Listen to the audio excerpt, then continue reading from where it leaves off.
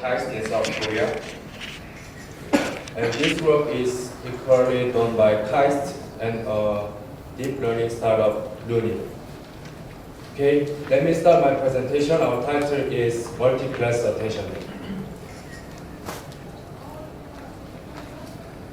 Let's start with the well-known state-of-the-art frameworks for object detection with deep convolutional neural network. There has been several works trying to solve the localization problem by bounding box regression problem with a deep convolutional neural network, such as deep multibox and overfit. However, in spite of its successful performance, it is still relatively difficult to estimate an exact box through a single feed-forward pass. Another line of localization is a region CNN framework. This method is composed of region proposals and classifiers. For now, this framework becomes one of the most successful methods for object localization. However, in this method, the maximally scored detection box is prone to focus on discriminating object parts rather than an entire object.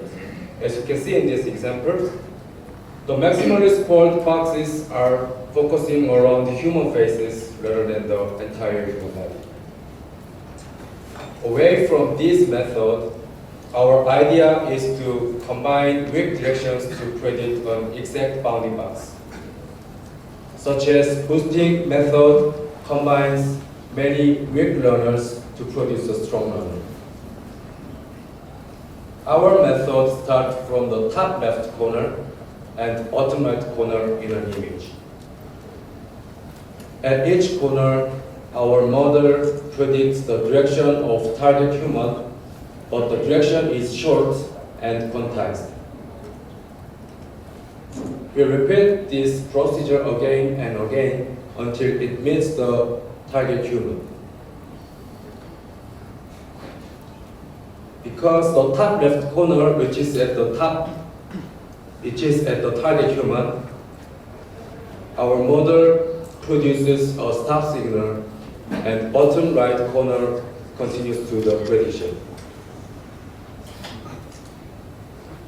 Here, the bottom right corner also reaches the target human.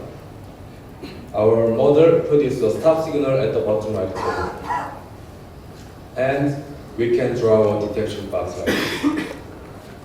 To do this, we decided to use deep convolutional neural network. Then the strongest candidate is CNN regression model, which directly produces the direction vectors. However, we decided to use CNN classification model. Compared to CNN regression model, the classification problem is a much easier problem for a CNN. To use CNN classification model to produce directional vectors, we must quantize the directions like this because our model is classification model.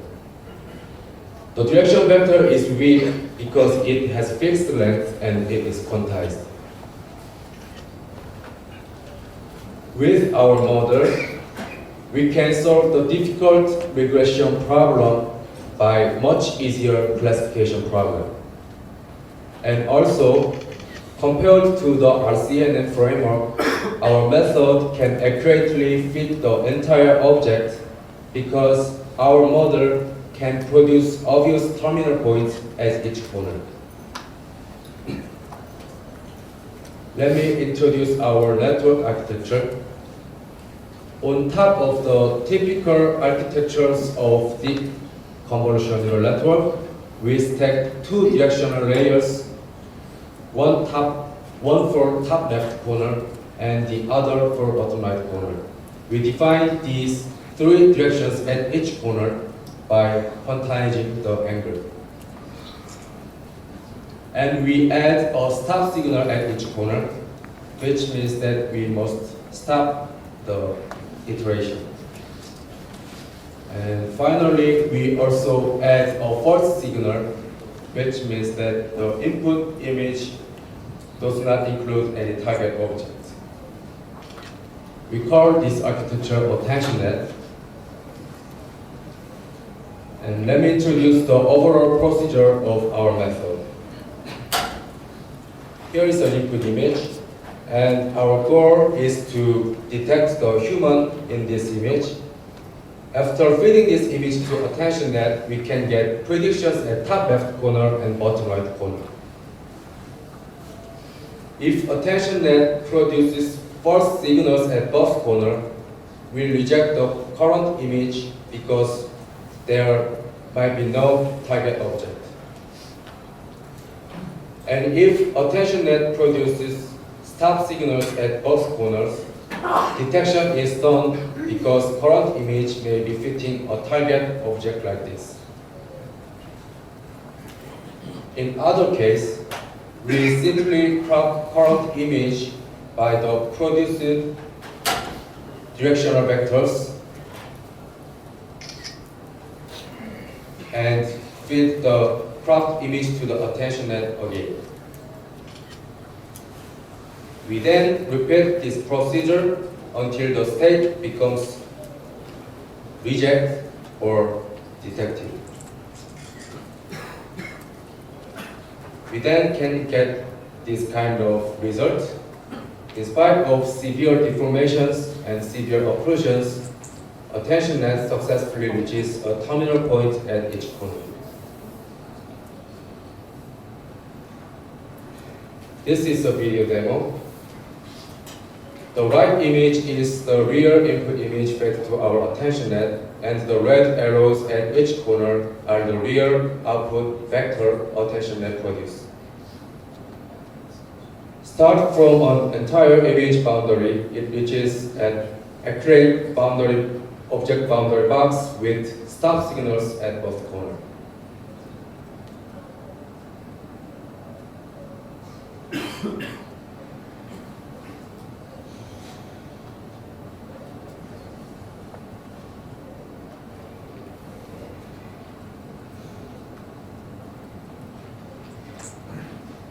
To detect multiple instances in an image, we must propose multiple initial boxes before the iterative test.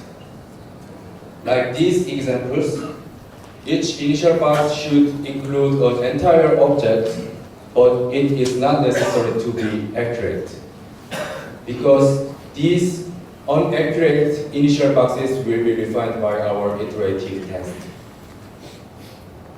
To detect such inaccurate initial boxes, we simply reuse the same AttentionNet. We find all windows satisfying diagonal directions at both corners by sliding window search, because only diagonal directions guarantee that the box does not truncate the target object. Here is an example. Because directions at both corners are not diagonal, in this example, this box is truncating this target human. Also, this box is truncating this human, so it should be rejected. As you can see in this example, diagonal direction at both corners guarantee that the box includes entire human body. We therefore crop this initial box and feed the image to AttentionNet for iterative test. To speed up the sliding window search for initial box proposal, we feed multi-scale and multi-aspect ratio images to the network to obtain activation maps. This is the initial detection result. Start from tens of initial boxes. Many bounding boxes are detected by iterative test. We initially merge these boxes by NMS, and we rescale each boxes and optimize each box again by AttentionNet. Then we can get this better result. And this is the final result after final merging by LMS. Until now, AttentionNet can detect a single class. It is time to extend single class AttentionNet to multiple classes, but it is quite simple. We first separate the first signal from the direction layers. The first signal will be shared for all classes. And we define these two direction layers for the class number 1. In this way, we just add class-wise direction layers like this. This is for class number 3, and this is for the last class. Finally, our multi-class AttentionNet composed of class-wise direction layers and a single classification layer. This is our final architecture for this challenge. To improve the performance, we use GoogleNet as our baseline architecture. On top of the GoogleNet, we stack the 2,000 class-wise directional layers and a classification layer. To train our multi-class AttentionNet, we pre-trained the GoogleNet on the ILS VRC classification dataset, and after that, we fine-tuned the network over the 22 million of training regions. We set the learning rate like this, and we train network in 5 epochs. The objective composed of directional terms and classification term. The directional terms is defined at each corner like this. The softmax loss of a direction layer is computed only when the image of corresponding classes are inserted. In test time, we first obtain top 5 class predictions from independent classification network, and given the top 5 class predictions, we detect the class object by our multi-class AttentionNet. The top 5 class predictions are obtained from GoogleNet and the batch normalization version of GoogleNet and VGG 16 models. We combine these 3 models to produce 7% top 5 value.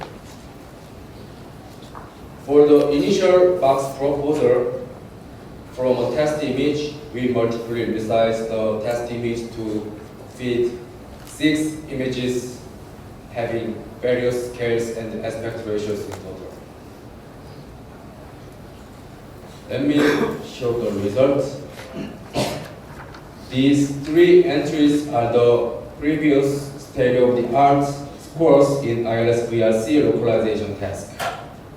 The smallest error was 26% by VGG and Google. With a single multi-class AttentionNet and without augmentation in the test stage, we achieved 16% error. If we conduct the test augmentation in test stage, we use original images and each flip images. We finally achieved around 15% error. Note that we obtained this error rate with a single AttentionNet for object localization. This is the end of my presentation. Thank you.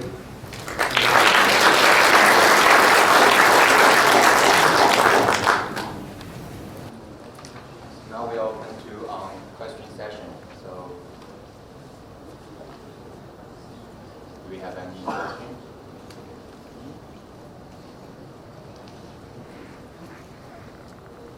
So are there any issues with making this work for very small objects? For small object, yes, because we we start from the initial box, and the initial box can be the initial box come from the multi-scale test. So yeah, so we can get very small initial box, then we can detect the very small object. Have you experimented with backtracking if the box goes too far and needs to back up? No. Yeah. Any other question? It seems like there's multiple different sequences of moves that will get you to the right top left corner. So it's somewhat ambiguous which path you take to actually reach the top left corner. Do you deal with this ambiguity during training? So if you're saying there's more than one path, is that an issue, or are there things that you do about multiple paths? There's more than one path to get to the correct round trip top left corner, for example. Sequence of moves. You can go right, down, down. You Yeah. can go down, right. Both of those are correct. So how do you supervise this? Given we randomly generate training regions given ground truth bounding box, and for each training region, you just have ground truth directions pointing the ground truth box. So we independently train each training region, and we do not regard the yeah. Okay, thanks. So I also have a question. So how many equations is usually goes to converge? When we set our detection our direction step by 30 pixels, most of the case starts until 10 iteration. Okay. Can you comment on the hardware that you use, or can you comment on the system of hardware that you use? Hardware, we use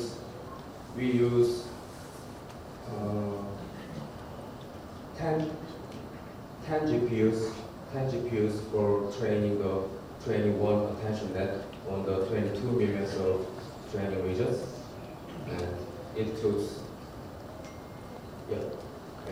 3 seconds in average to detect an image. And